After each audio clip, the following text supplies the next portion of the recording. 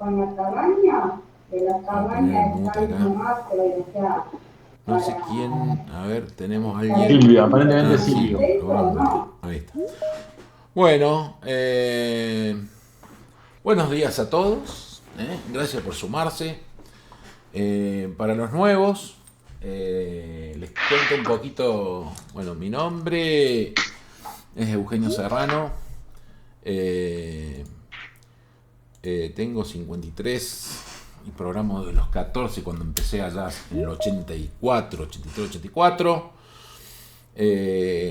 La vida me ha llevado por distintos lugares. En uno de esos lugares fue el viejo Microsoft User Group, que todavía sigue, de la cual conocí a muchísimos amigos. Carlos es uno de esos que conocimos por ese medio. Y bueno, tenemos este grupo de Sábados Techs, que básicamente, como yo sé decir, que es un grupo de nerds por WhatsApp. Y cada tanto, así los sábados, nos juntamos bueno, a charlar de temas, de diferentes temas. Eh, Así que bueno, en el día de hoy lo tenemos al amigo Carlos Peix, que puede contar un poquito, no sé, contar un poquito si querés de tu experiencia, dónde trabajás y ya arrancamos con la charla. Bienvenido Carlos y gracias nuevamente por prenderte. Gracias, Euge. Bueno, soy Carlos Peix, 2 años mayor que Euge, aunque creo que aprendimos coincidentemente al mismo tiempo a programar. En la secundaria, creo, en el Sí, 83, exacto. 84, por ahí, con las Commodore 64, Sinclair Exacto. 1000, Sinclair 2068, ahí, en el colegio. Exacto. Eh, Después, 20 años después, estimo, o más o menos, me convertí en consultor, en desarrollo ágil de software, arquitectura de software y demás. Trabajé unos cuantos años en eso, como consultor en eso, ayudando a equipos de desarrollo de software a adoptar prácticas ágiles, entre ellas TDD, como la que vamos a ver hoy. Y bueno, después perdí el camino de la programación porque las empresas con las que comencé a trabajar a partir de 2010-2011 empezaron a interesarse por las mismas técnicas del desarrollo ágil de software, pero aplicada a la gestión más empresarial.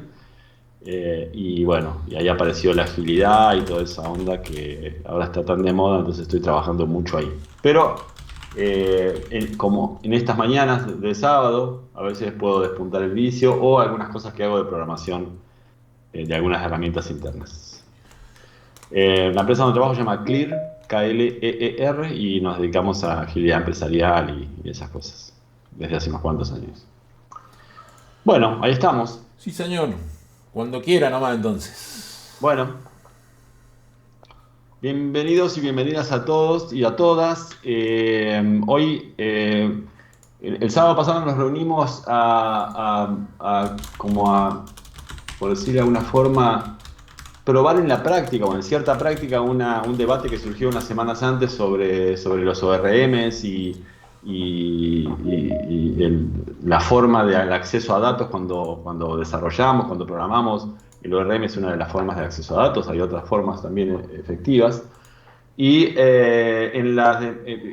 preparé una demostración y en la demostración, digamos que en algunos cambios que hice empecé a aplicar TDD, o lo hice aplicando TDD, de hecho todo el ejemplo lo hice aplicando TDD, y surgió como un interés en este tema también, separado de ORM, pero voy a usar exactamente el mismo ejemplo para hablar sobre TDD y mostrar TDD, o por lo menos cómo hago yo TDD. La agenda del día de hoy, por si acaso aclaro, si tienen preguntas pueden escribirlas en el chat y Euge me las va a ir pasando a medida que hagamos alguna pausa o cuando vos quieras, Euge. Así Perfecto, sí, que sí. cuanto más preguntas mejor, la verdad, porque eso me permite ir guiando un poco el contenido.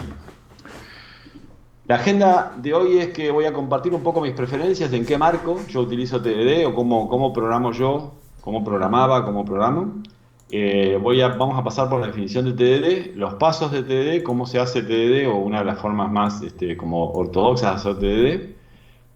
Preparé dos demostraciones, es decir, las demostraciones son agregar una funcionalidad con TDD. O sea, sobre el ejemplo, lo vamos a poner en un determinado punto en el tiempo y vamos a agregar una funcionalidad que ya está agregada en la versión final del código, pero lo retrocedemos con el repositorio código fuente y vamos a hacerlo de nuevo para mostrar TDD en un caso real.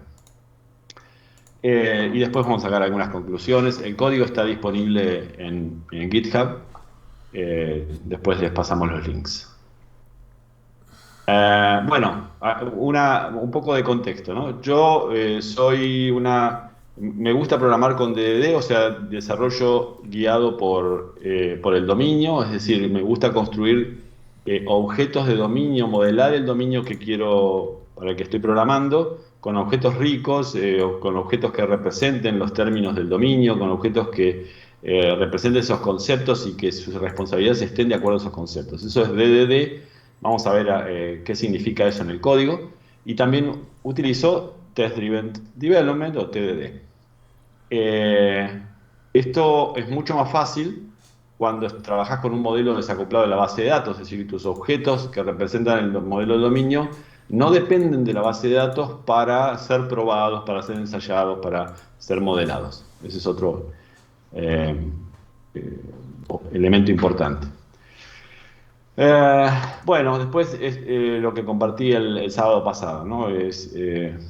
Tengo una aproximación iterativa incremental del desarrollo de software, entonces optimizo lo más tarde posible y solo si es necesario. O sea, surge optimización aplicando disciplinas conocidas, aplicando doctrina, pero hasta cierto punto, digamos. No hago las cosas mal a propósito, sabiendo que está mal, sino que no optimizo hasta tanto no sea necesario, y si no es necesario, no optimizo velocidad.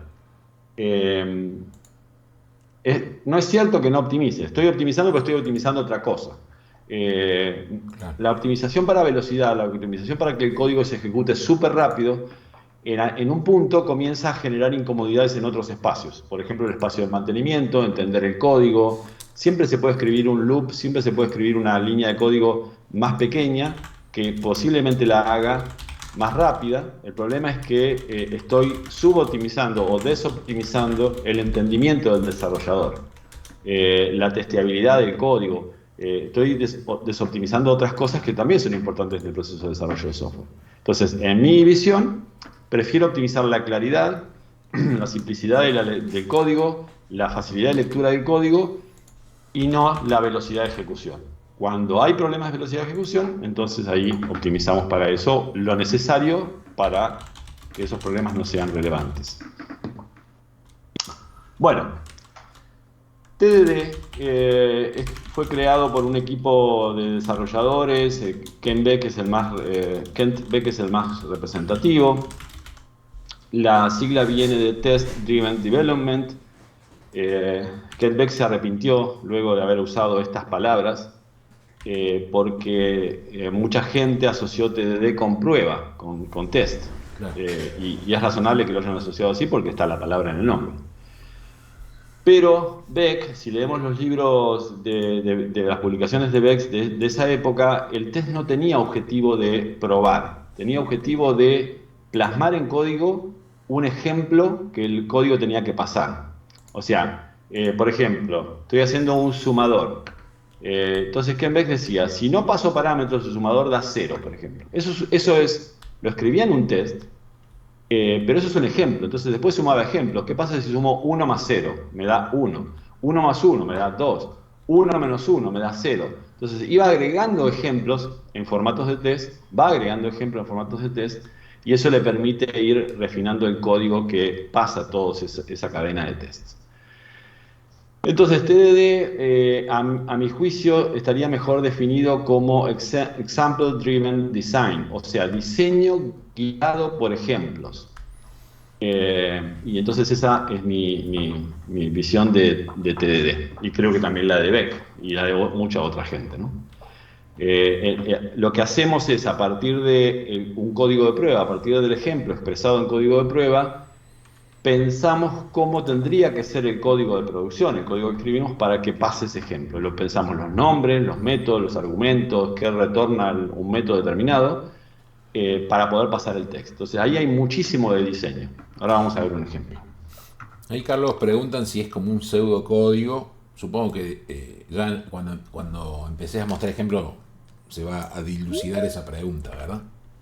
Sí, No sé qué la pero avanzo ahora con eso. Lo importante del ejemplo es que se pueda ejecutar automáticamente. Puede estar escrito en cualquier lenguaje, siempre y cuando se pueda ejecutar automáticamente. Lo que vamos a ver hoy es pruebas escritas en C#, o sea, en el mismo lenguaje en el que estoy programando el código final.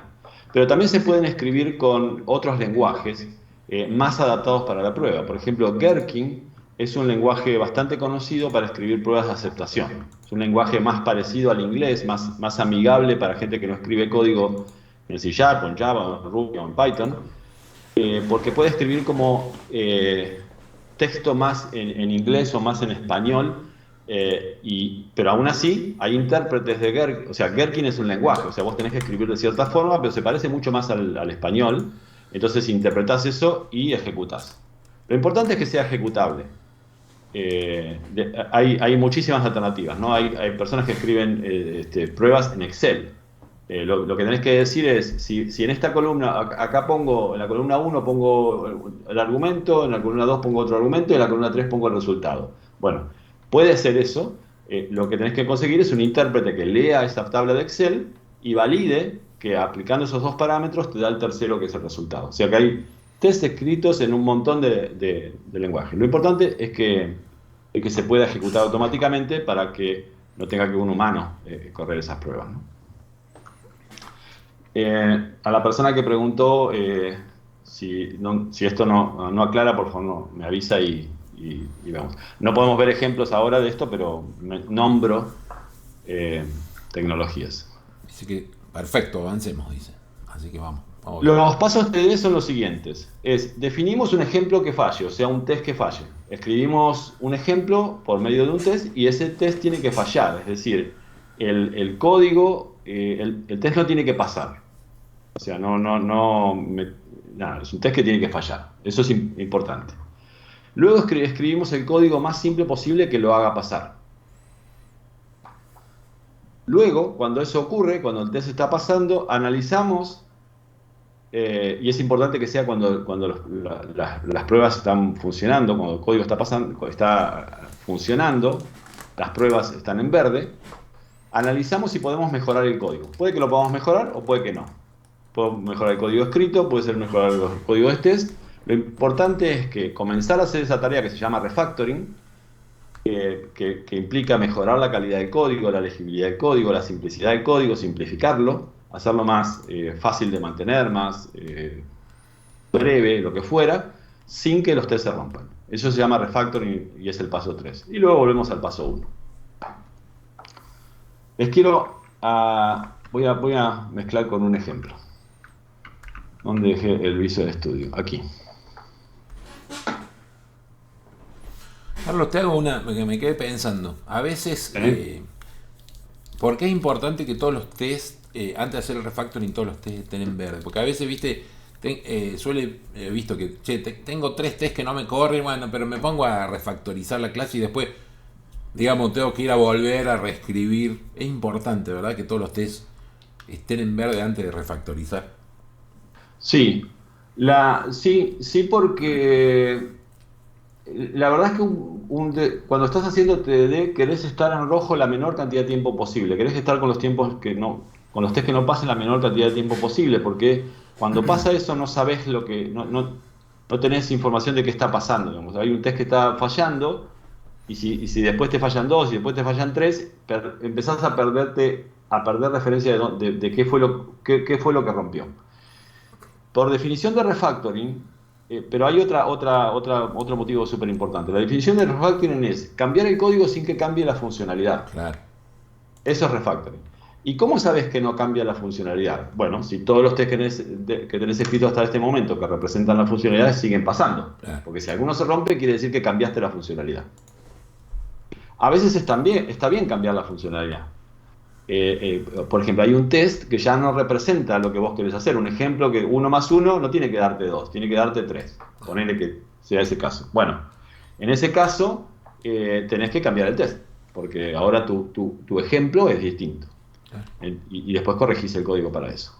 Pero sí, es importante que hacer refactoring cuando estés pasando, porque el refactoring es como ordenar las cosas. Y no te podés permitir, mientras ordenás, romper la funcionalidad.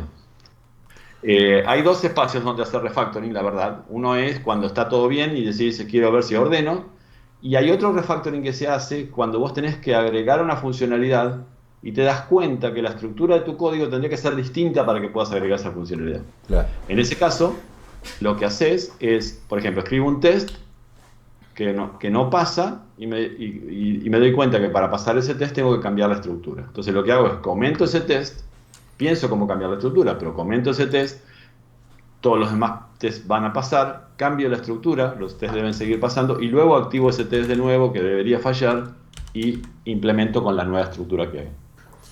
Ahí Mario Claramente. pregunta si hay plantillas de Visual Studio para este tipo de solución.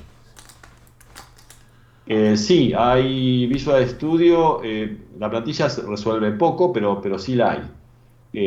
Ahí estoy agregando, por ejemplo, agrego un nuevo proyecto, New Project, y acá puedo elegir un proyecto de prueba. Perfecto. Por lo demás, los tests no tienen demasiada complicación, o sea, no vale mucho la pena tener una plantilla. Ahora vamos a ver cómo son los otros tests. Imagino, voy a escribir una prueba de un sumador, algo bien simple. Entonces acá no tengo nada, comienzo. Vengo a la mañana, tengo mi mate recién preparado y empiezo a trabajar y quiero escribir un sumador. Entonces, bueno, voy a hacer eso. Var sumador igual a new sumador. Y le pongo, no sé, así, y le pongo, y hago una aserción que el sumador sumador, variable, sumador, punto, sumar 1, o 0 y 0, me debía dar 0.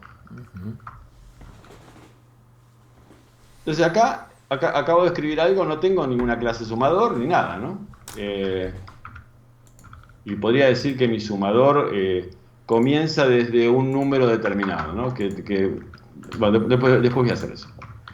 Entonces, ¿qué es lo que tengo que hacer acá? Este test no está pasando porque por de pronto no está compilando. Acá hay una clase que no existe. Voy a generar la clase, la voy a generar aquí dentro. Ahora me doy cuenta que el método no existe, lo creo con el generador automático de Visual Studio, y ahora voy a correr los tests, voy a aplicar una combinación de teclas, control RT. Ahí está corriendo el test y pueden ver abajo que dice, aquí abajo chiquitito, no sé si lo ven, que dice que el test falló. O podemos verlo por aquí. Carlos, ahí en la consolita esa del output, fíjate si le haces ¿Sí? control ruedita, porque están preguntando si se puede hacer suma eso. No sé si el control ruedita funciona ahí. No, acá no funciona, que yo Ok. sepa no. Bueno, no creo que lo podamos cambiar mucho. Tenemos este rojo acá, pero pueden ver, creo que se ve, ¿ven que aparece un simbolito rojo acá arriba? Sí, sí se ve. Aprieto Alt 1, me aparece ahí que no está implementado, da una excepción. Bueno, esa excepción es porque esto que está aquí. Entonces, vamos a la presentación de nuevo. Dice, definimos un ejemplo que falle. Este ejemplo va fallando y lo voy voy tratando de escribir el código más simple posible que lo haga pasar. Creé la clase, creé el método, ahora me está dando una excepción. ¿Cuál sería el código más simple posible que hace pasar este test? La suma me tiene que dar 0. Carlos, antes que pases ahí, te hago una pregunta que a lo mejor para el que es nuevo en esto, parece medio antinatural de que vos hayas instanciado una clase que no existe, incluso llamaste a un método que no existe, ¿no? Y eso Sí. por ahí es lo que puede suceder si uno viene de otra escuela o nunca aplicó esto, decir, che, ¿cómo voy a hacer el test antes que la clase, ¿no? Uno normalmente se centra en hacer, bueno, escribo lo que quiero que mi clase haga, ¿no? No sé, ahí si querés ampliar un poquito. Ok, ahora sí, ahora vamos a eso. Dale. Pero lo que vos acabas de decir es exactamente eso. Sí, hice eso y lo hice voluntariamente y Claro. así es TDD. Bien. Así es TDD, pero ahora voy a explicar por qué. Gracias. Este test no está pasando, tengo acá un error, yo espero un número y acá el generador automático me generó un bool. Voy a cambiar esto, que sea un entero, y esta excepción la voy a reemplazar. Y acá voy a poner el código más simple posible que haga pasar esta prueba. Esta es la parte más ridícula de todas, alineada con lo que vos decías, Euge. Voy a poner acá un return 0. Y voy a ir arriba y voy a ver si el test pasa. El test pasó. Ahora vamos a la pregunta que tenías, Euge. Esto no tiene ningún sentido si pensamos en la prueba. ¿Por qué no tiene ningún sentido? Porque ¿cómo voy a ponerme a probar algo que no existe?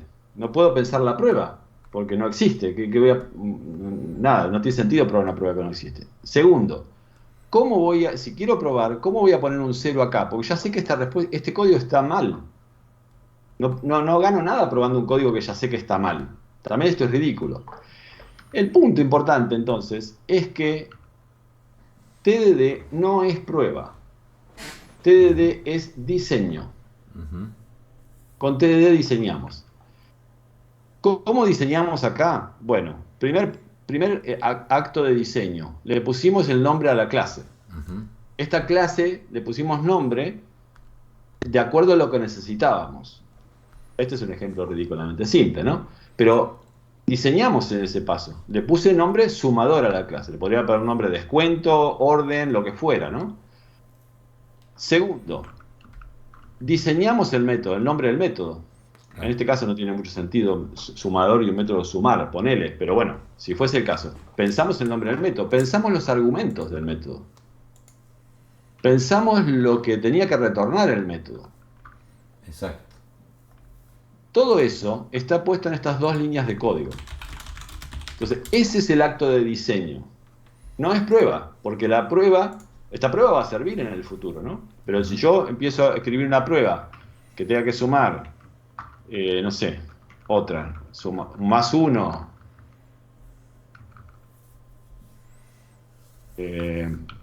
1 y 300, acá tiene que dar 301, ¿no? Uh-huh. Corro esta prueba y esta prueba me va a decir que no es suficiente con ese código. No, la prueba de arriba está pasando, pero esta no. Entonces aquí tengo que poner probablemente B1 más B2. Aquí ya no puedo poner 301 porque si pongo 301 el otro código va a fallar. Entonces, a medida, y voy a correr los test, así no quedamos en rojo. A medida que yo voy poniendo ejemplos cada vez más precisos, mi código se va convirtiendo en más genérico. Uh-huh. Yo lo que hago es construyo el código a partir de los ejemplos que pienso. Y es por eso que es muy importante escribir el código más simple posible. Es muy importante eso, porque si yo hubiese escrito B1 más B2 directamente, me hubiese saltado un test que podía ser importante. Insisto, este es un sumador que está encapsulando una operación nativa del lenguaje. No tiene mucho sentido, no se ve tanto la diferencia acá. Claro. Pero sí es importante cuando escribimos código más complejo. O sea, entonces, que yo tengo que, por más que no tenga mucha lógica como pusiste return 0, yo hago que pase primero. Y después le voy como agregando complejidad y voy tocando los tests, digamos. Es que es el código más simple posible que haga pasar el test. Esto es súper importante. Es súper importante porque es una forma de dar pequeños pasos, segundo. Y segundo, es una forma de asegurarte que estás escribiendo código simple. Porque los desarrolladores muchas veces escribimos código más complejo de lo que necesitamos. Porque no tenemos referencia a lo que necesitamos. Como que decimos, a ver, bueno, si pasa esto, si pasa esto otro, lo pensamos en nuestras cabezas y escribimos código. Pero no hay relación entre lo que pensamos y el código que escribimos. No hay nada que nos marque la cancha. Uh-huh. podríamos escribir 4000 test. No hay problema. Si es muy complejo, escribimos 4000. Pero vamos pasito a pasito. Ahí. Alguien preguntó. Sí, Mariano pregunta: ¿qué te hubiera saltado si pones return A más B? Bueno, me hubiese saltado el segundo test. Porque ¿qué pasa? Si yo pongo A más B, el segundo test no hubiese cumplido la primera regla, que es que el test falle. Insisto, en este ejemplo es raro verlo, pero el punto es que vos tengas, si vos tenés un if, por ejemplo, dentro de la lógica, entonces seguramente un test va a ir por un lado del if y otro test va a ir por el otro lado del if. O sea, un test se va a meter dentro del if y otro test se va a meter en el else, ponele. Claro. Si vos escribís la lógica, escribís un solo test, te estás perdiendo la posibilidad de validar las dos condiciones. Está yendo demasiado rápido. Insisto, ir demasiado rápido en este punto es trivial, digamos, ¿no? Si alguno miró las pruebas de Dani Casulino, que compartimos hace una semana, él va muy rápido ahí, salta estos pasos en algunos lugares y no en otros. Ahora vamos a ver eso, por qué es así o no. Bueno, también puede ser que él vaya más rápido de lo que debería, digamos, ¿no? Pero en los casos donde el código es complejo, te podés meter en problemas de entendimiento del código, podés escribir código más complejo solo por el hecho de saltarte pasos. Creo, digamos, TDD es una forma de escribir el código simple, código entendible y el código que necesitas para lo que necesitas resolver. No hay muchas otras formas, no hay otras formas que yo conozca de lograr eso. Puede no ser importante para todos escribir el código más simple posible, ¿no? Es más fácil escribir código de una. Pero, nada, podés terminar o debugueando más, o teniendo test que no está aprobado, o test que no, código muerto, digamos, código que no resuelve ningún problema. Está ahí porque lo escribió el desarrollador, pero nunca pasa por ahí, nunca se usa ese código. Claro. Puede pasar. Entonces, las reglas, de nuevo, es importante que el test falle, porque si el test no falla, el código que agreguemos no sabemos si lo estamos usando o no lo estamos usando, si está bien escrito o no está bien escrito. Y también es importante que el test falle porque el test puede estar mal escrito. El test es tu entendimiento de lo que tiene que hacer el código. Si tu entendimiento está mal, entonces, y no falla, quiere decir que vos asumas que el código está pasando, pero en realidad lo que está mal escrito es el test. Y si vos escribís un código y decís, este código va a fallar, y no falla, ahí hay un problema de entendimiento de cómo entendés vos lo que está pasando, cómo entendés el código que está escrito. Es un punto para investigar. ¿Este test está fallando porque ya está escrito el código que lo hace pasar, o porque yo entendí mal la lógica? ¿Qué otra ventaja? Es importante después escribir el código más simple posible que lo haga pasar. Sí. No, que eso también es una ventaja, porque a lo mejor descubrís que habías entendido mal cierta lógica, digamos. Exacto. Claro. Esto es un proceso de diseño. El proceso de diseño es súper importante ir entendiendo por qué estás tomando las decisiones que estás tomando. Que en este caso están conformadas por código escrito. Todas estas reglas son reglas importantes para aprender TDD, porque aprender TDD implica trabajar de una forma distinta, implica como cambiar las conexiones neuronales que uno hace, las reacciones automáticas que uno tiene. Entonces son importantes cuando uno está aprendiendo, porque, como la bicicleta, como todo, digamos, como cualquier cosa que uno está aprendiendo. Es importante ir despacito e ir paso a paso. Una vez que aprendiste después, como el caso de Dani Casulino en los videos que compartieron, el tipo va más rápido, digamos, porque sabe dónde puede cortar camino y dónde no. Y ahí es un buen ejemplo ese de Dani. Dani está cortando camino en ciertos lugares y no los está cortando en otros. Eso es importante y está muy bien lo que hace. Y estoy de acuerdo con que haya cortado camino donde cortó. Ahí pregunta Silvio, o sea, sí o sí generás un error primero y en base a eso generás el código nuevo. Claro. Y acá pido disculpas a Silvio que sea detallista con el lenguaje. No estoy generando un error. Estoy explicitando un test que no pasa para poder escribir el código que lo hace pasar. Claro. No es un error, digamos. Porque de hecho sería un error que el test no falle. El test falla porque ese test me guía a escribir el código que necesito escribir. Exactamente. Sí, eso.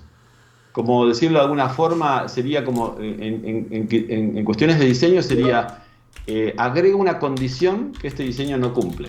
Porque por ejemplo, construí un auto y está todo perfecto. Ahora le agrego una condición. Este auto tiene que tener una categoría de seguridad C9 Claro, y no lo cumple. ¿Eso es un error? ¿Es una falla? No. Es una guía que vos te pones para llegar con tu diseño a que exactamente. ese auto tenga un nivel de seguridad C9. No sé si existe el nivel de seguridad C9, ¿no? Bien explicado. ¿Alguna otra pregunta, Eugenio? No, no, adelante nomás. Adelante. Ok. Tenemos como ahora. Quisiera. Hago esta pregunta. Seguro no hay ninguna pregunta. Quisiera hacer como una pausa explícita Bien. por tal vez haya alguna persona, alguno que tiene alguna duda y no se anima a preguntarla. ¿Seguro que Bueno, no? ¿Seguro que no? a ver, le damos unos segundos a ver si alguno tiene una duda. Pregunte ahora y si no, continuamos. Nadie Pregunte ahora o escribiendo, si no, parece. pregunta después. Bueno, les quiero contar A ver, aguanta que algo. hay alguien está Ah, escribiendo. Vamos a ver qué nos dice antes de que te largues con otra cosita. Eh, bueno, se me está escribiendo mucho. Ahí está.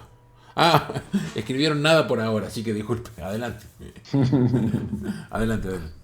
bueno, quiero contarles algo. Les voy a mostrar un código sobre el cual vamos a introducir un cambio, una nueva funcionalidad, eh, escribiendo un test que falle, justamente. Pero les voy a mostrar el código y en ese mostrar el código les quiero explicar por qué el código está como está. Ok. Imagínense, esto es un dominio de órdenes de compra. Orden de compra, ítems, productos, cada producto tiene una categoría, cada orden de compra tiene un cliente, el cliente tiene un país, y hay descuentos. Entonces tenemos que escribir la funcionalidad de descuentos. Les voy a mostrar el código en un minuto, pero quiero explicarle cómo está diseñado ese código. Pero imaginemos que tenemos este pedido. El descuento general en la orden aplica a todos los productos. Es decir, el descuento de 10% se aplica a toda la orden.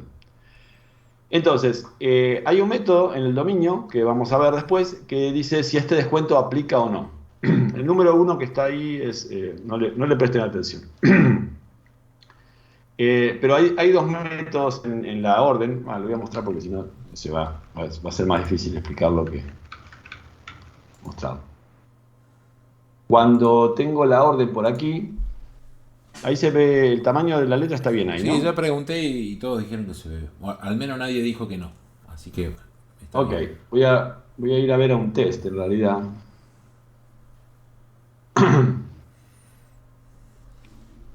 Acá. La onda aquí es que creo una orden. Esto es el que una orden con un producto determinado. Luego le aplico un descuento a la orden. El método del descuento de la orden lo que hace es dos cosas. Verifica si el descuento aplica a esa orden, si hay algún elemento en la orden que que haga que ese descuento aplique, y si aplica lo almacena internamente en la orden para poder calcularlo después. Entonces, lo que vamos a ver ahora es analizar en detalle esas dos acciones, ¿no? Verificar si el descuento aplica y aplicar el descuento. Entonces, eso es lo que vamos a ver en la presentación. Este método es el método aplicar descuento. Entonces, directamente este descuento, como la condición es que aplica a todos, directamente lo agrega, porque si tengo una orden y lo aplico, ese descuento aplica. Y ya está. ¿Qué es lo que hago? Aplico el descuento y actualizo los totales. La actualización de totales calcula los ítems, aplica los descuentos y calcula el total. Después vamos a ver ese método también. Ahora se suma una funcionalidad que es, no nos alcanza con el descuento de la orden. Hay veces que queremos aplicar descuentos a un cierto país. Los clientes son de distintos países, entonces a las personas de Argentina les aplicamos un descuento especial, o a las personas de Chile les aplicamos otro descuento especial. Tenemos que hacer esto. Entonces tengo que escribir ese código. Ya el descuento no aplica a todos, aplica solo si el cliente que está comprando es de Argentina. Entonces creo otra clase que sea Discount for Country. Entonces primero verifico si el tipo de descuento es discount, lo agrego, porque aplica a todos, y si no es discount, debe ser otro, entonces debe ser discount home country, entonces lo aplico solo lo sumo a la orden, solo si el país del descuento coincide con el país del cliente. ¿Me siguen hasta ahí? Sí. Esto es dentro de la clase, no, esto no es un test. Esto es un método dentro de la clase, exactamente. Exactamente. Estoy mostrando una situación donde programar con if, cómo se puede programar de una forma distinta que no sea con ifs. Luego aparece otro descuento, que es nos pide la persona que está construyendo este sitio de compra, dice, además quiero hacer descuentos por categoría, quiero los productos, quiero que cuando tengo exceso de productos deportivos, quiero hacer un descuento adicional para los productos deportivos. Entonces, ¿qué hacemos? Otro if más, o sea, si es descuento estándar, lo sumamos, si es descuento por país, lo sumamos eh, solo si el cliente coincide con el país del descuento. Y el descuento por categorías solo lo sumamos si hay algún producto, este código que está acá, chequea si hay algún producto entre la lista en la lista de productos que está comprando el cliente, de ítems de la orden, hay algún producto que coincida con la categoría del descuento, lo sumo para después calcular.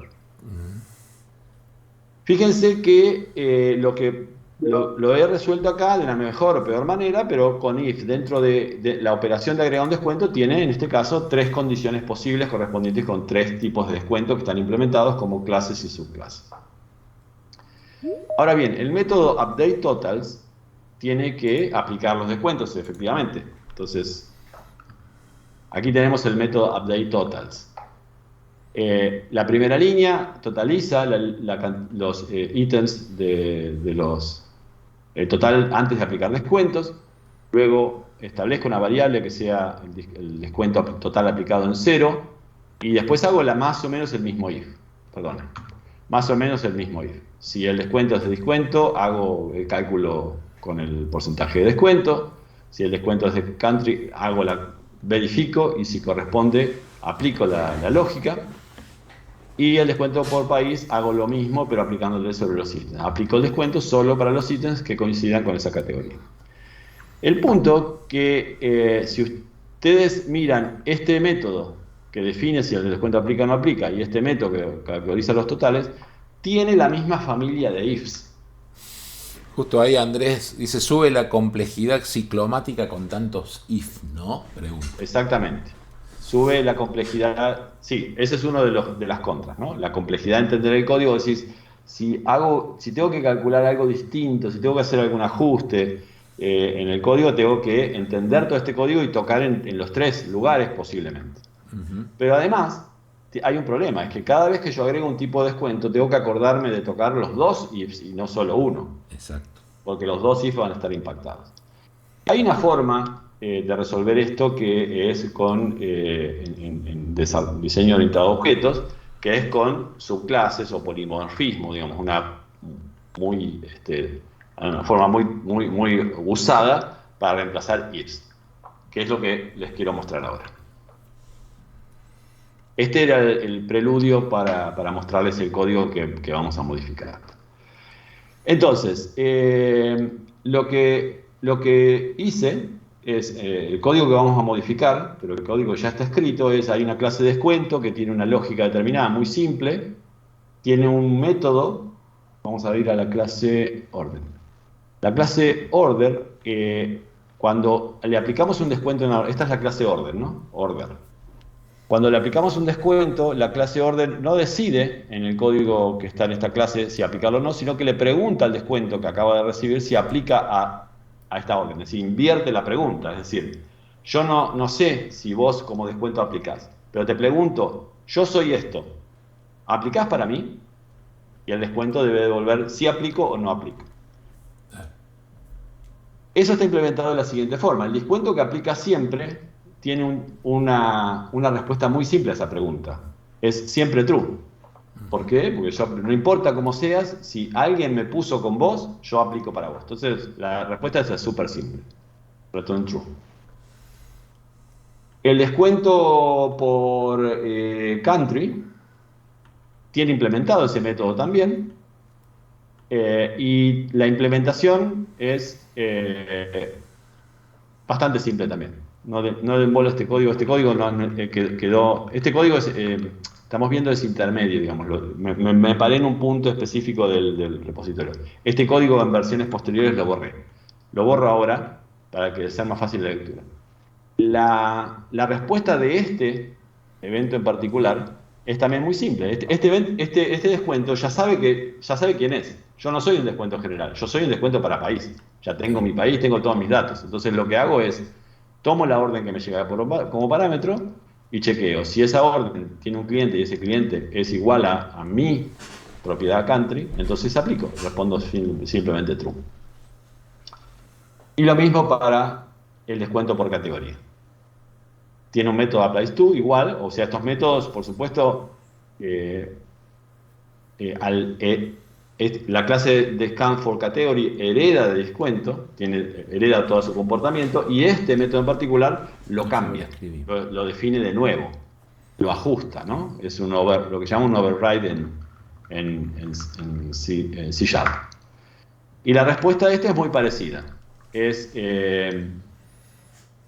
Lo que hace este código que está acá es chequear si hay alguna categoría, si hay algún producto que tenga categoría relacionada con este descuento, yo aplico acá, después cuando hagamos el cálculo me encargo de hacerte el cálculo. Entonces, en este caso no hay ifs. Fíjense que acá desaparecieron todos los ifs. Bueno, salvo este, ¿no? Pero los if internos, quiero decir, para determinar la método si aplica o no aplica, ¿no? Si aplica, lo sumo. Bueno, acá hay un chequeo previo, si no lo sumo dos veces, digamos. Si ya está incluido, no lo sumo de nuevo. Porque hay una regla que dice que los eventos aplican los descuentos aplican una sola vez, ¿no? Entonces acá desaparecieron los if. Y si yo agregara 2 o 3 descuentos adicionales, otras clases de descuentos, este código no cambiaría para nada, siempre y cuando el código implemente el método applies_to, el descuento implemente el método applies_to y otro método que vamos a necesitar ahora. ¿Alguna duda sobre esto? Porque lo presento porque vamos a tocar este código, por eso quería presentarlo. Vamos a ver si escriben. Yo, mientras alguien escribe, te hago una pregunta, Carlos. Dale. Esto está bueno, digamos, por eso te pregunto. Está bueno cuando vos trabajás usando DDD, ¿no? A veces suele pasar que alguien organiza esto más digamos, orientado qué sé yo, guardo los tipos de descuentos, son registros en una tabla, a lo mejor digamos, diseñó el software de otro modo, las clases, las tablas de otro modo, y en este caso, por ejemplo, no uso herencia para, a lo mejor el tipo de descuento es un campito en la tabla, ¿no? O sea, todo esto te impacta también hasta el modo en que diseñas tus objetos y tus tablas también, ¿verdad? Bueno, veamos eso, si te parece. Acá las tablas están. Hay una tabla discounts y hay una sola tabla discounts. Claro. Vamos a ver qué información tiene esa tabla. Está buena la pregunta, Eugenio. Bueno, acá la tabla está vacía, pero a ver si puedo.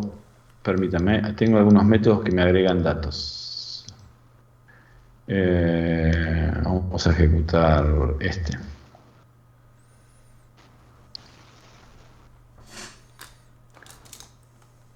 No, ese no agregó. Bueno, pero cuento. Esta es la tabla de descuentos. Bien. No sé si se ve bien ahí, creo que no puedo agrandar esto, pero te escribo, ¿no? Esta es la tabla de descuentos y tiene estas columnas que están acá, son 6 columnas. Hay una propiedad que es el nombre del descuento, otra propiedad que es el porcentaje. Estos están en todos los objetos. Hay una propiedad que se llama discriminator, que es el ORM, usa esa propiedad para almacenar en esta tabla todos los descuentos, ¿no? Digamos, los que son por país, los que son por categoría, los que son por ninguna de las dos, generales. Entonces, lo que ocurre es que cuando la presidencia levanta todos los descuentos, pero cada uno, en la colección de descuentos de la orden, suponiendo que hubiera de los 3, va a haber 3 instancias de distinto tipo, todo hereda, pero que se van a comportar igual desde el punto de vista de la orden. El discriminator es el nombre de la clase, el nombre de la variante. Y entonces, los campos categoría ID, country ID, las columnas esas, en los descuentos generales no tiene valor ninguno de los dos. En los descuentos de categoría tiene valor uno en la categoría ID y en el país country ID. Claro. Sí. Pero no sé si iba por ahí, Sí, tu sí. pregunta, o iba por el lado de cómo resolver la lógica. No, está perfecta la pregunta. Digo que, digamos, aplicar este tipo de, digamos, esta metodología hace que también piense las clases de otro modo y termina también pensando hasta las tablas de otro modo, que a lo mejor si usás otro enfoque de programación. Está perfecto, Sí. quedó claro. Sí, sí, imagínate que la lógica que está escrita acá, está el objeto, llamás un método en el objeto, el método dentro del objeto hace una lógica, accede a una propiedad customer, accede a la propiedad country de customer, esto recorre una colección de ítems y de colección de ítems toma el producto y del producto toma la categoría. O sea, acá estás trabajando, no ves tablas acá, pero Claro, detrás hay claro, tablas, pensás en obviamente. objetos. Ahí tengo dos Detrás de preguntas, sí. Carlos. Mario pregunta, ¿cómo se hermana esto con Clean Code o diseño hexagonal? Que no sé si querés responder eso.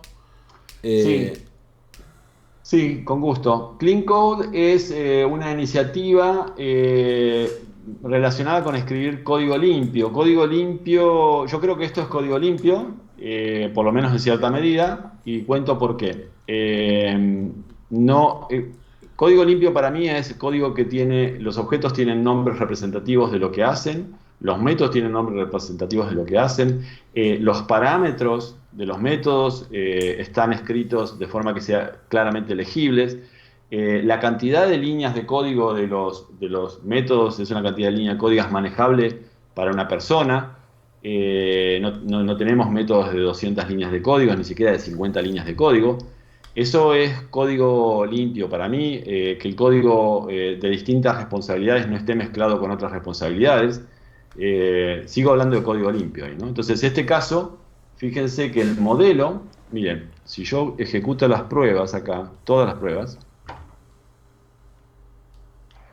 voy a leerlo porque si acaso no se lee, ¿no? Acá hay como 5 grupos de pruebas. Hay algunos, el primero y el cuarto son pruebas que acceden a la base de datos y los otros dos no. Fíjense que, bueno, no sé, les dicto, les cuento, mejor dicho. Los códigos que acceden a la base de datos han tardado en ejecutarse, bueno, 5.5 segundos es demasiado, creo que estaba, bueno, 5.5 segundos, no fue tanto, pero no sé por qué me reporta eso la herramienta. Pero los códigos que no acceden a la base de datos se ejecutan en 6 milisegundos, los que acceden a la base de datos se ejecutan, por ejemplo, en 200 milisegundos. claro. Entonces, este código no está acoplado a la base de datos. Eso también es otro rasgo de código limpio. Y Hexagonal Architecture es una forma, no tengo ningún gráfico acá, pero es una forma de separar explícitamente el código que es código de tu dominio del código que conecta ese dominio hacia afuera. Exactamente. En este caso, por ejemplo, podríamos definir como el centro del hexágono, podría ser el proyecto Model 1, porque está contenido, digamos, dentro no conoce nada de la afuera. Y hay dos caras de ese hexágono o hacia afuera. ¿Cómo se comunica ese código hacia afuera? Hay dos espacios y están aquí en este proyecto, en esta solución. Uno es Mapping 1. Mapping 1 es el conector de ese código de dominio con la base de datos, con la infraestructura en este caso, con la base de datos. Es el proyecto Mapping 1. Y el conector de este código con el mundo de afuera, el mundo que utiliza, es el proyecto Application, que lo que contiene son clases que, por decirlo de alguna forma, regulan el acceso al modelo. Son clases estas que hablan el lenguaje de la afuera y lo trasladan al lenguaje dentro de ese hexágono, del modelo. No, en principio no quiero, si tenemos tiempo podemos mirar esto, Pero esa pregunta me gustaría responderla de esa forma, ¿no? Sí, sí, quedó bien. Hay elementos acá de hexagonal architecture o de separación en una arquitectura que separa los dos. Esto sería como la fachada, cómo se ve desde afuera el modelo. El modelo es un modelo que asume que todo lo que le viene está ordenadito. Esta fachada es lo que ordena las cosas, digamos, ¿no? Se asegura de los tipos de datos. Lo de afuera no es confiable, entonces es una capa que genera confiabilidad hacia adentro y que el modelo pueda trabajar más.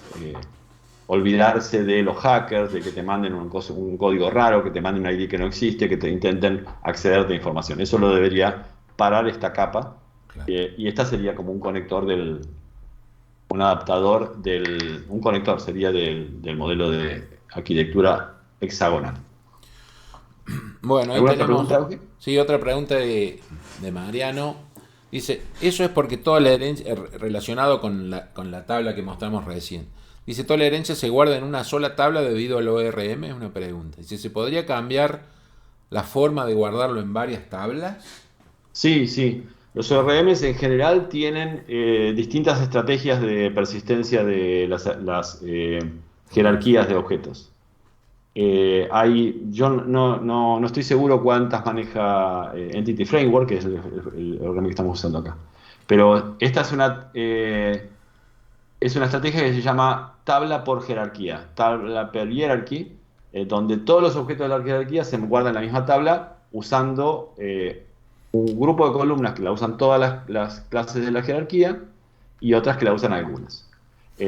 También se puede hacer table per concrete class o tabla por clase concreta, que es lo que dice Mariano. Claro. Le pone acá, por ejemplo, sería con esa estrategia habría una tabla de discount, una tabla de discount for country y una tabla de discounts for category. Claro. Sí.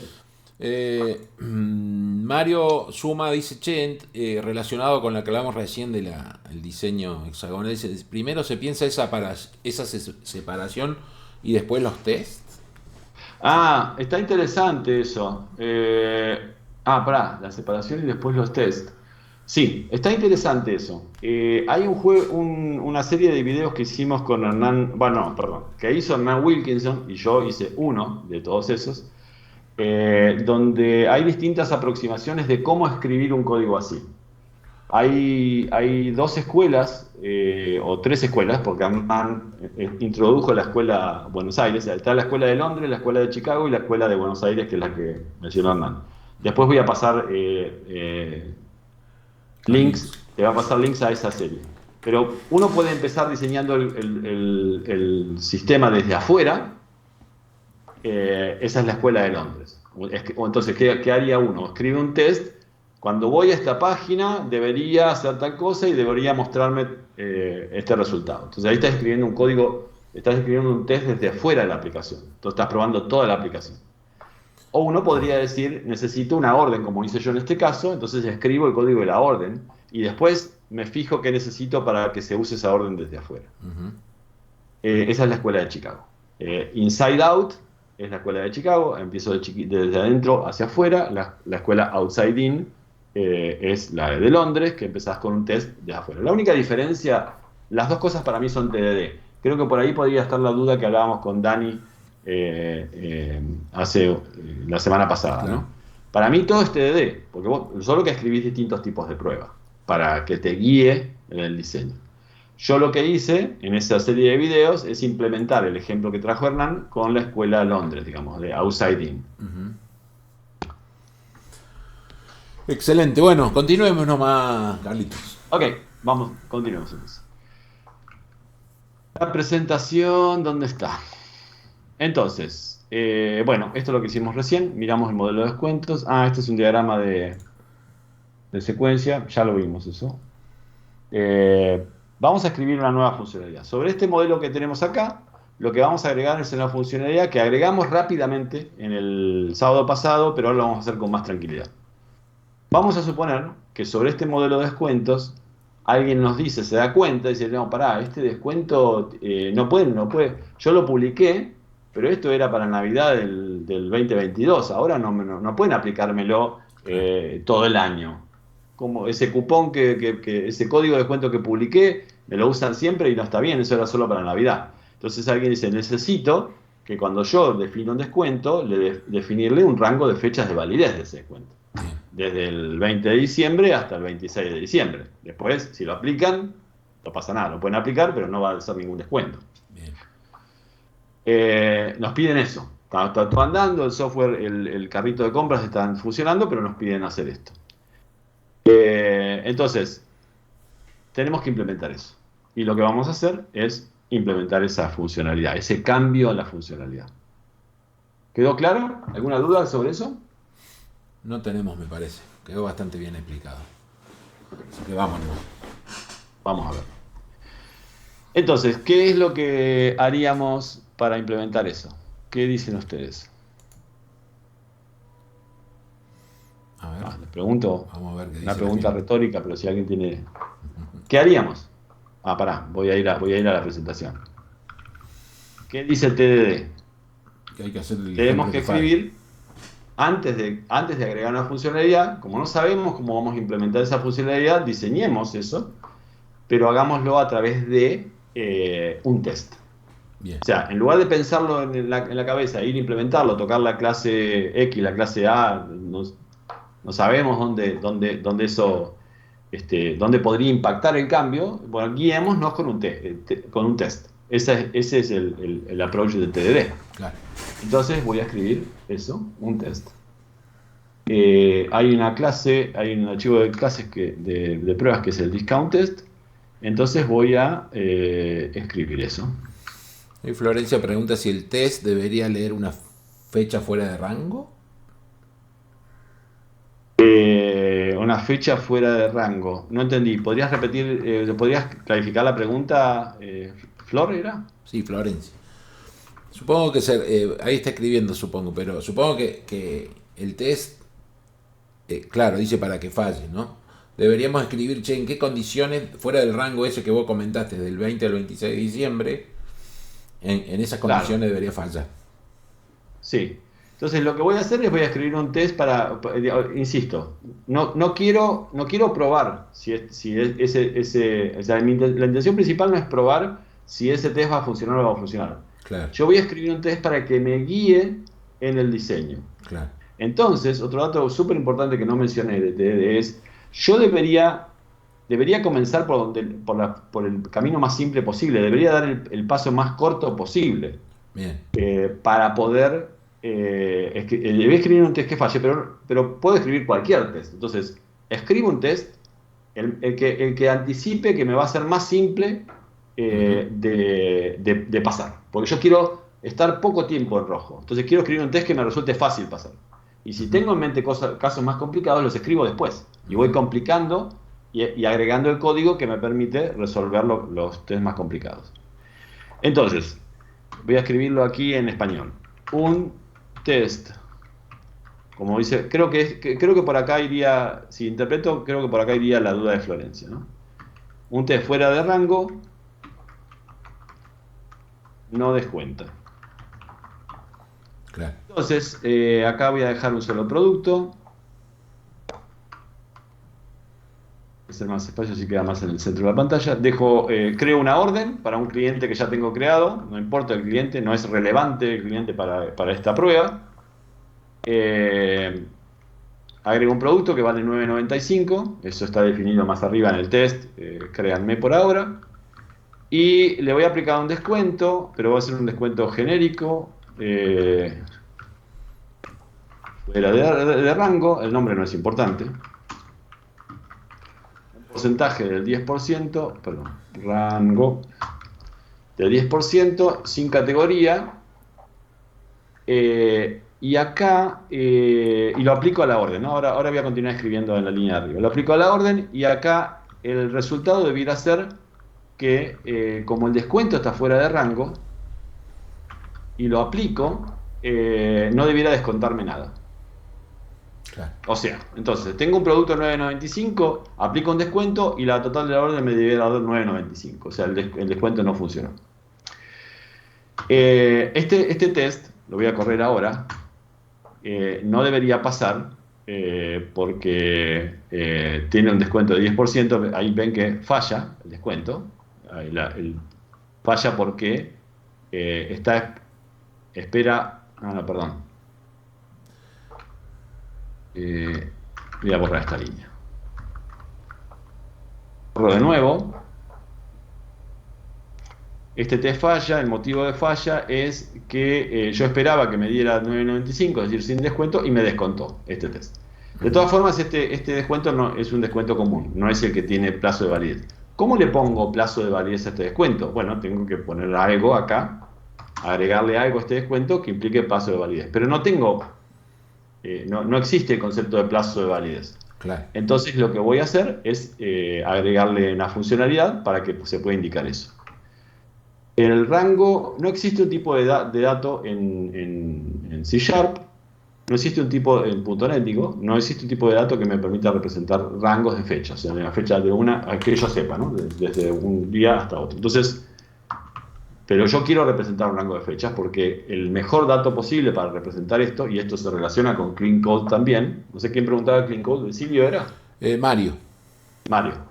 Esto también es clean code. Yo podría poner acá fecha desde, coma, fecha hasta, pero voy a poner un rango porque lo que va en este lugar, el concepto es un rango de fechas. Entonces voy a escribir date range y acá voy a poner dos fechas obviamente fuera de rango, ¿no? Perdón, acá voy a poner new. Esas fechas son datetime punto min value, o sea, el 1 del 1 del 1 y lo mismo. Es decir, es un rango que me aseguro que está obviamente fuera de rango. O sea, este es un rango, este descuento era válido del año 1 del 1 del año 1, o sea, cuando pasamos de años negativos a años positivos, entonces obviamente no es válido ahora, que es esta orden que se creó en este momento se va a crear ahora, en el 2023. Entonces seguro que este rango está fuera, no es válido, digamos, está fuera de rango de aplicación del test. Es un rango válido porque el min value y min value son fechas válidas, pero el descuento como que no debería aplicarse. Pero acá tengo un montón de errores. Tengo un error que es que la clase discount no acepta ese tercer parámetro. El tipo de tercer parámetro no existe. Tengo un montón de cosas acá que están... digamos, yo acá escribí como me gustaría que sea, pero no tengo nada que me permita avanzar con esto. Entonces, lo que voy a hacer es hacer lo necesario, escribir el código más simple posible que me permita pasar este test. Voy a crear esta clase, la voy a crear en sí, lo voy a crear en este mismo archivo, después la voy a mover. No me gustó esto, perdón. Voy a crear la clase fuera, en el modelo, porque lo que me crea es demasiado feo. Add class. Range, ahí lo escribí bien, sí, ok, está creada la clase. La voy a limpiar acá, esto sí, y public. El código más simple posible. Voy a ver, vuelvo al test. Ahora está de color verde, pero no sigue sin funcionar. Le voy a agregar estos parámetros. Acá voy a la clase. Acá le voy a poner start. Voy a poner, perdón. Start. Acá le voy a poner end. Bien. Esto es código limpio también.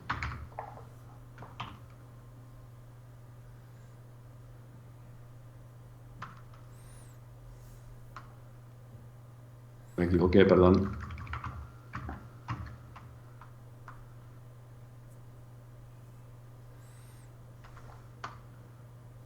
Perfecto. Y acá le voy a poner init. No le voy a poner init todavía. Ok, vuelvo al test. Ahora la clase funciona y sin embargo me dice que discount me da un error porque discount no tiene el tercer argumento. Le voy a agregar le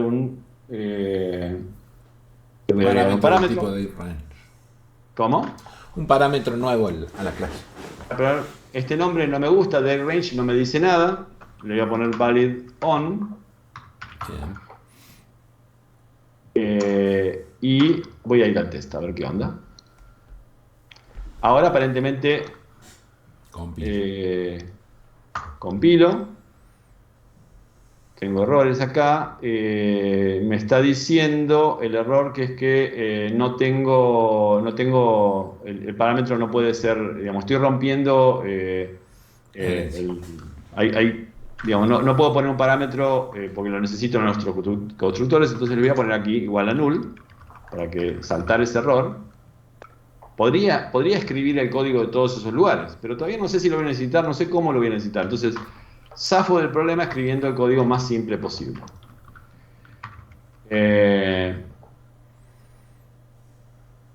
¿Qué más necesito? A ver, compilo. Ahí funciona, corro el test. Y falló. ¿Por qué falló? Falló porque sigue aplicando el descuento. Es decir, esta clase ahora dispone de un campo adicional, pero no lo está usando. Claro. Yo debería, este return true que está acá, ya no es siempre así. El descuento aplica, pero solo si está en rango. Si no está en rango, no aplica. Claro. Entonces debo implementar eso. Voy a grabar esta propiedad, la agrego, ¿dónde quedó? Acá. Por ahí vamos bien. Pruebo si pasa el test. Seguramente no, sigue sin pasar. Exacto, bien. Sigo agregando. Decime que si hay preguntas. Por ahora no. Estamos. Lo que ocurre acá es que este método está diciendo que el descuento aplica, y entonces es como te diciendo, yo tengo rango de fecha, pero no estoy dando bola a eso. El descuento Claro. aplica. Entonces lo que tengo que hacer es, yo sé que tengo la orden tiene una fecha, creo que es created on esta fecha, y tengo que chequear esta fecha respecto al rango. Entonces lo que voy a hacer, si created on es mayor o igual que validOn.start,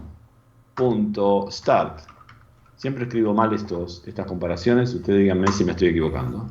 Creo que está bien, ¿eh? Si created on es mayor o igual que start and order punto created on es menor o igual que valid on punto end, entonces esto debiera, o sea, si la fecha está en el rango debería devolver true, si no está en el rango debería devolver falso. Falso. ¿Sí? Está perfecto. Lo escribí bien, ¿no? Bueno, no sé si lo escribí bien, pero acá está la prueba. Ahí el test está pasando. Bien. Este es un ejemplo, permítame que voy. Este es un ejemplo de escribir el test que falle, el paso número 1, y escribir el código más simple posible, el paso 2. En este caso el código más simple posible fue bastante código, pero fue el más simple posible. El más simple posible no es que simplemente voy a cambiar un signo más por un menos, es que voy a hacer lo más simple posible. Hay varias cosas que no me gustan en el código que escribí. No me gustan a mí, digamos, ¿no? Que no son limpias en el código que escribí. Algunas cosas que no son limpias en el código que escribí. Que podríamos hacerlas ahora en el paso número 3. Es decir, analizamos si podemos mejorar el código sin romper los tests. Bien. Pero igual hago una pausa para saber si hay dudas. Bien, ahí gente, estaría bueno que nos digan cómo vienen, digamos. Si vienen siguiendo el ejemplo de Carlos. Para mí están todos prendidos a los ejemplos, por eso no preguntan. Todo Ok, muy bien, todo muy bien, dice. O están cocinando milanesas y... No, se nota cuando tanto, viste, Están todos calladitos, Ok. atentos.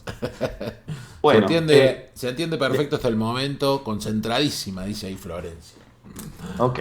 Entonces, este es el ejemplo que yo les quería mostrar. A partir de ahora vamos a ir agregando cositas hasta las 12:30, Dale. que creo que son todas cosas útiles, ¿no? Pero este es el ejemplo que quería mostrar más tranquilo. Hicimos esto mismo el sábado pasado, pero lo hicimos a 1000 kilómetros por hora.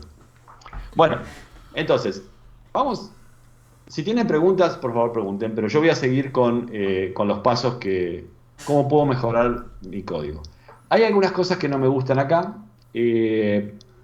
La que menos me gusta El es nulo. esta comparación que está acá. Ah, Esta bien. comparación que está acá me resultó difícil escribir. O sea, yo siempre me equivoco acá, pero aparte no se entiende claramente. Hay que mirar muchas cosas, variables, digamos que hay que mirar muchas cosas para saber qué hace esto. Los programadores viejos, no como yo, pero como Eugenio, ya conocen esto, han escrito 1000 veces, entonces este código ya saben lo que hace. Pero no todos somos tan viejos y experimentados como Eugenio.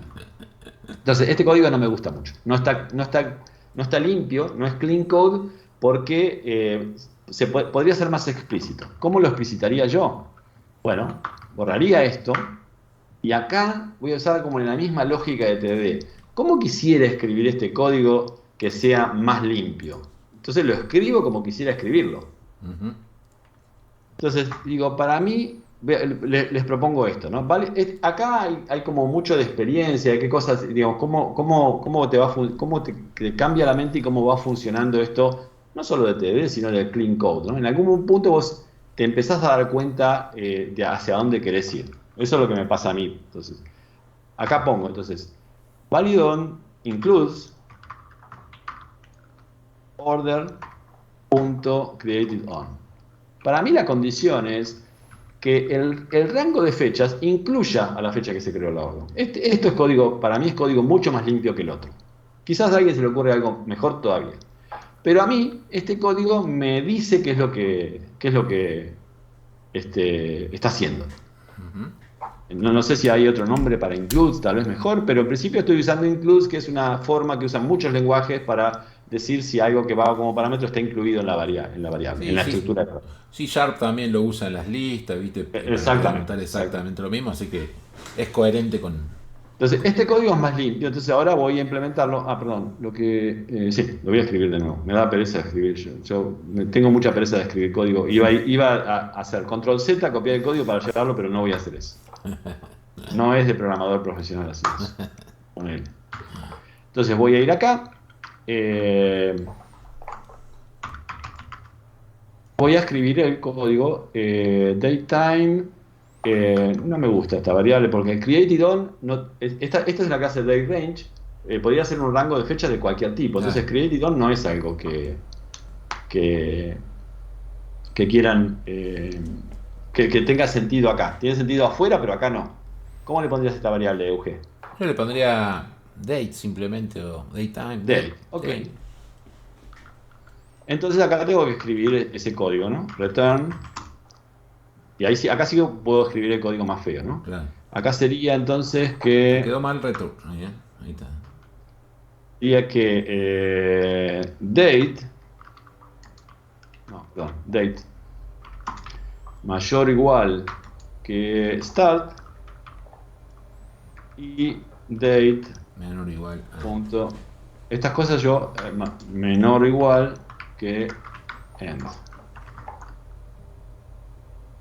Y lo primero que hago es ir a pasarlos, a ver si el test pasa, ¿no?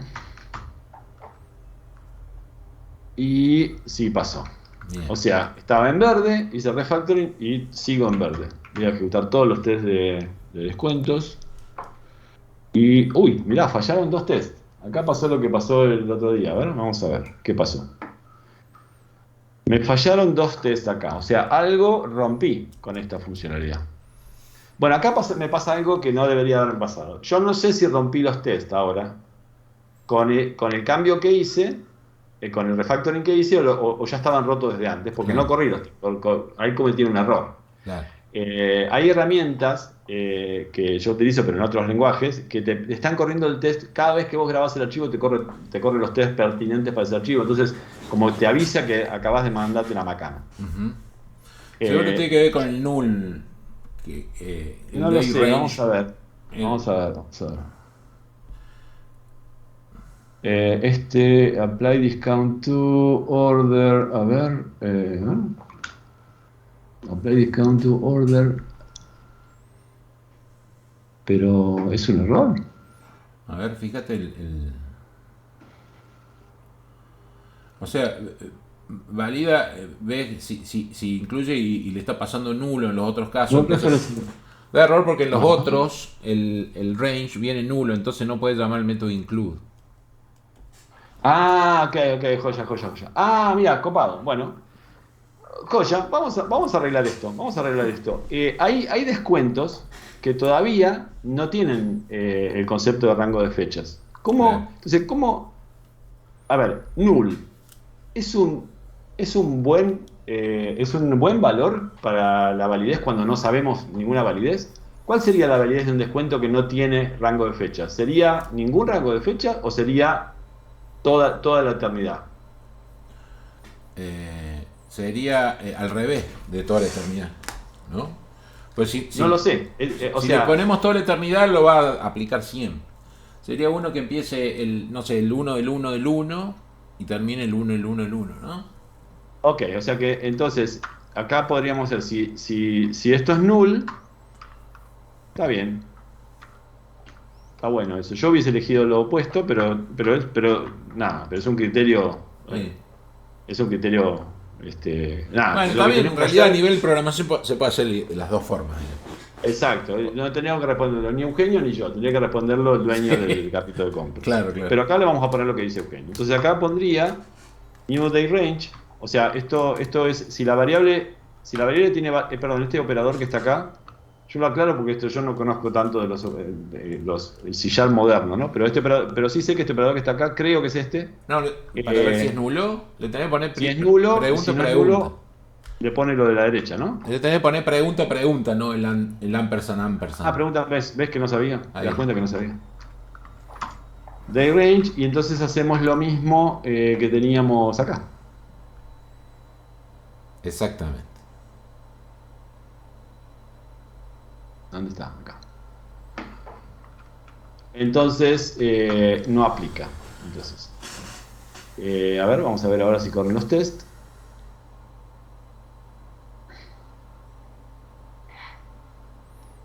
Ahí quedó uno todavía sin. Ese debe Bueno, ser acá, otra cosa. acá, ¿pero qué está fallando esto? A ver.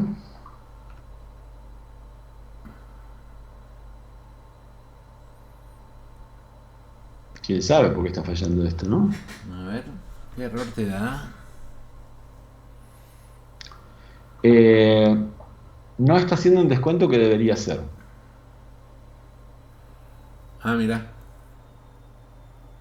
¿Quién sabe, eh? Bueno. Eh, yo no me metería en esto, o sea, nada, el test, como decía Dani el otro día, nos está mostrando que algo rompimos, que algo hay que mirar, algo que pensábamos que estaba resuelto no está resuelto. Ujú. Pero quisiera seguir con el refactoring Dale. para mostrarlo. No debería ser esto, ¿no? Pero creo que lo hago porque creo que esto le sumaría más valor a nuestra audiencia. Perfecto. Acá, respecto del clean code, hay otra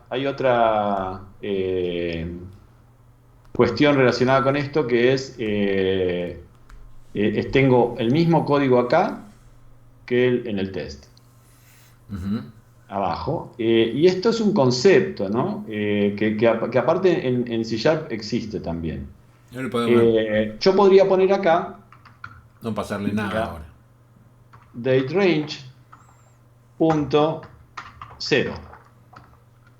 Es decir, es una instancia particular de DayRange. Y Ah, podría mira. poner DayRange 0, no sé si 0 o... En C# hay Infinity, por ejemplo, Ujú. que vos podés decir, esta variable, el número infinito de decimal o de entero, bueno, si te sirve. Entonces pondría eso acá y pondría acá también. Date range .0, siguiendo la sugerencia de... Bien. Lo que voy a hacer es implementar esto. Generate property 0. A ver si es property lo que hay que hacer. Sería como un static, sí. Static range 0 no es nulo. Y acá en el get, solo voy a poner el get. Y en el get voy a decirle que Retorne. la implementación de esto es esto. Exactamente. Y estos métodos yo suelo ponerlos arriba, no sé por qué, pero es una formación profesional. Bien. Entonces, y acá puedo poner mejor todavía, new, y me queda más sucinto el código. Entonces acá uso 0 y acá uso 0. Entonces acá estoy siendo un poco más explícito con esto, y los tests deberían pasar, salvo el que no pasa.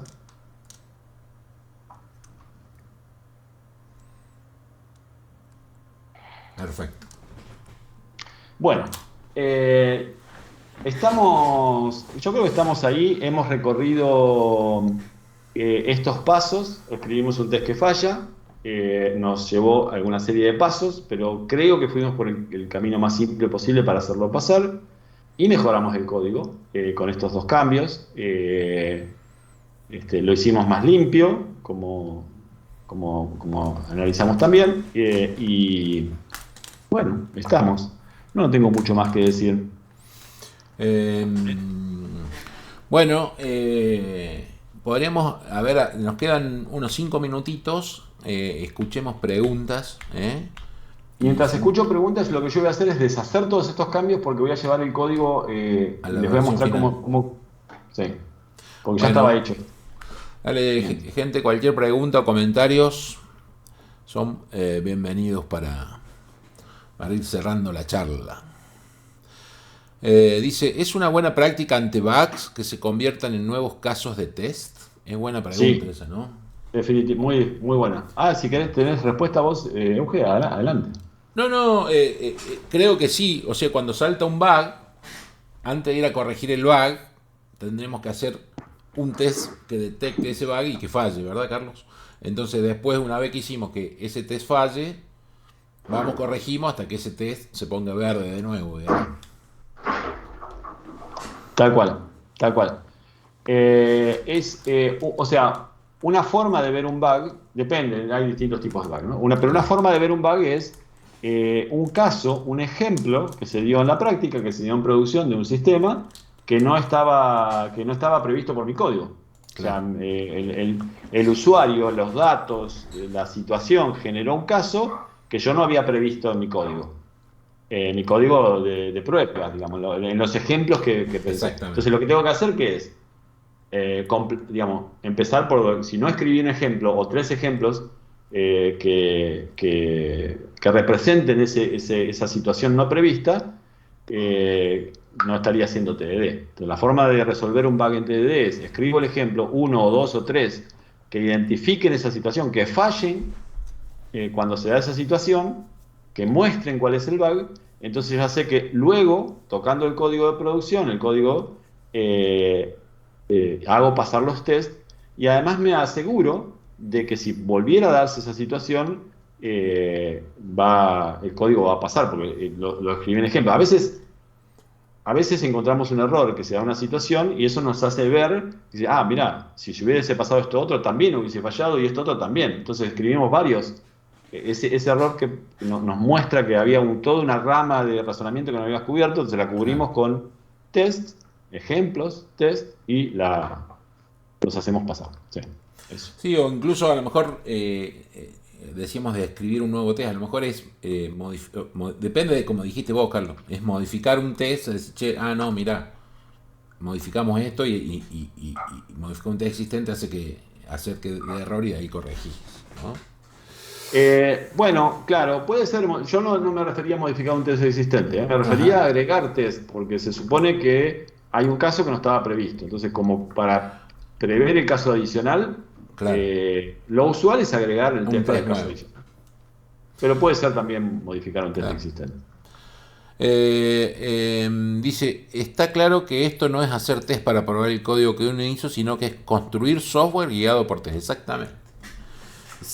Diseñarlo y construirlo. Exactamente. Bueno, ¿alguna otra pregunta, gente? Si no, vamos yendo a las conclusiones, Carlitos. No tengo mucha conclusión. Ahí está. Pero, bueno, sí, una de las formas en las cuales me explico y explico cuando me preguntan TDD es si está bien, está mal, si hay otra forma de hacerlo. Acá yo más bien copio lo que dicen otros que tienen mucha más experiencia que yo, ¿no? Pero una de las formas de decir TDD es, esta es una forma de escribir código bien diseñado y lo más simple posible. Acá me Si tiran... si hubiera otra forma de lograr lo mismo, yo creo que está bueno. Claro. Si otras formas no me garantizan el mismo resultado, entonces yo prefiero seguir con TDD. Está perfecto. Justo acá Emiliano ahí dice que nos pasen tips para convencer a la gestión que esto suma y suma mucho, digamos. O sea, porque a veces puede ser que quien gestiona el proyecto lo ve como una pérdida de tiempo, que es un tema que puede decir, che, loco, ponete a escribir el código que vas más rápido, ¿no? Es una buena discusión, creo que a la larga es siempre mejor hacerlo así, porque el tiempo que metiste acá para construir las cosas, todo el código te termina estando probado y seguro, ¿no? No sé qué tips tenés como para que podamos... No sé si hay, Sí, digamos, ¿no? Cuando era más joven, yo decía, no digas nada, hacelo. Claro. No hace falta convencer a nadie de esto. Es como decir, si nosotros preguntaríamos si podemos usar el while o siempre tenemos que usar el if, no sé, y el for each. O sea, ¿podemos usar el for each o tengo que usar el for? Claro. No hacemos esas preguntas. A mí me parece que esto cae en el mismo rango. Sí, me parece que a lo mejor la pregunta va por un lado que uno tiene que estar ya a nivel de arquitectura preparado para que se pueda diseñar y programar así, ¿no? Porque a lo mejor te plantean, te dicen, bueno, tenés que usar este framework, esto así, y si las clases no están bien desacopladas del modelo de datos, etcétera, se complejiza, ¿no, Carlos? Sí. Bueno, por eso decía, cuando era joven decía eso, ahora digo, soy un poco más como comprensivo con distintas realidades. Sí, hay veces que es difícil. Hay un libro completo escrito, perdón. Hay un libro completo escrito por Michael Fader, que es este. ¿Se ve ahí? Para dejo de compartirlo. Eso, dejá si se ve más grande. Para que no sé, no veo. Ahí te estamos viendo, ¿eh? ¿Ahí se ve? Sí. Subí un poquito, a ver, Working Effectively with Legacy Code. Este es un libro, Trabajando efectivamente con código legado. Este es un libro de Feathers, Michael Feathers, un inglés, y él habla sobre, para él la definición de código legado es código que no tiene pruebas, ¿no? Ah, mira. Pero, ¿quién hizo la pregunta? ¿Cómo es el nombre de la persona? Emiliano, Siendo la pregunta de Emiliano, quizás se puede empezar a hacer de a poco. Hay muchas personas que creen que escribir test es duplicar el trabajo. Son las mismas personas que creen que no tendrían que escribir test ni antes ni después. Claro. Porque escribir test después, entonces igual tenés que dedicar el tiempo a escribir los test. ¿Por qué no escribirlos antes, ¿no? Podría ser, si es una cuestión de tiempo, ¿no? Y luego hay otras cosas, ¿no? Recién dijo algo muy importante Eugenio que no quiero pasar desapercibido. Es a la larga, ¿no? De esta forma vos estás escribiendo código simple, más simple posible, estás entendiendo el código que escribís. En general, a mí me pasa, y es algo que dicen muchos, cuando vos escribís código en TDD ordenadamente, debugueás muchísimo menos, porque no te metes en problemas grandes, no te metes en un problema donde... Yo debugueo a veces, pero muy pocas veces. Entonces, perdés menos tiempo debugueando. el código vos tenés como parte de TDD, en cada vez que lo haces, como hicimos nosotros recién, mejorás el código, haces el código más explícito, más fácil de leer. Y eso hace que cuando a la larga ganes tiempo escribiendo código, modificándolo, tengas menos errores, cometas menos errores de entendimiento, otras personas que leen el código. Yo creo que el tiempo a la larga, lo que reportan las personas que hacen TDD asiduamente es que no existe tal cosa como que esto lleva más tiempo. Ujú. Porque el tiempo de programación no está representado por la cantidad de letras que pones en el código, está Es verdad. representado por otras cosas. Pasás mucho tiempo pensando, razonando, diseñando y poco tiempo escribiendo código. Entonces, no es un buen parámetro intentar escribir menos código, me parece. Muy bueno, Carlos. Bueno, che, ya estamos on time, nos pasamos 3 minutitos. Algunas personas ya se están bajando. Han dejado todos muy buenos comentarios. Carlos, podemos pegar acá en la misma charla, o por el grupo mejor, el repo de nuevo, porque hay algunos que no lo vieron, Carlos. El mismo que tenemos Sí, del año pasado, del sábado pasado, ¿verdad? es el mismo, es el mismo. El mismo. Después, por favor, pegalo ahí en el WhatsApp. Bueno, con esto cerramos, Carlos. Te agradezco nuevamente. Súper claro y súper constructiva tu presentación. Bueno, me Es un alegro. honor tenerte acá en este grupo, Carlos. Vamos a ver si a lo mejor más adelante vamos a dejar pasar un par de sábados para no hacerlo tan pesado para la gente y para vos también, ¿no? Pero por ahí se nos ocurre alguna otra charla, Carlos, contigo, ¿eh? Muy bien. Y ¿Dónde paso a buscar el cheque, Uge? tenemos que hacer la colecta primero. Bueno, Carlos, la verdad que te agradezco. Y bueno, y muchas No, gracias a todos por subirse. ¿Eh? Y no, bueno, y a los nuevos, bienvenido al grupo de Sabotec. hacerse Eh, de Uge, Matías. estamos ahí. Eh, ¿Eh? seguimos el debate en el grupo también, ¿eh? Si tienen preguntas y miran el código y se les ocurre algo, sigamos en el grupo. Excelente. Bueno, bye bye, gracias a todos. Nos vemos, buen fin de semana. Chau, Chao, chao, chau. vale. Hasta luego. Hasta luego.